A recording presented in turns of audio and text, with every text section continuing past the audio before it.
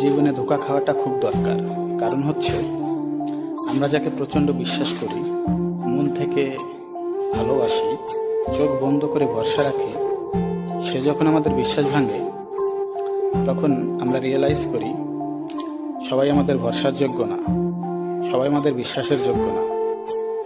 কেউ যদি বলে আই ডোন্ট ট্রাস্ট এনিওয়ান, দেখবেন সে কখনো না কখনো কাউকে না কাউকে চোখ বন্ধ করে ভরসা করেছিল।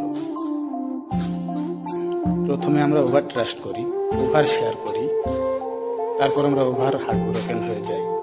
আমরা ছোটবেলায় যখন আমরা সাইকেল চালানো শিখতাম, কাউকে না কাউকে চোখ বন্ধ করে বিশ্বাস করেছিলাম যে সে আমাদের সাইকেলটা ছাড়বে না। কিন্তু তখন যদি তারা আমাদের সাইকেল না ছাড়তো, আমরা কিন্তু এখন সঠিকভাবে সাইকেল চালানো শিখতে পারতাম না।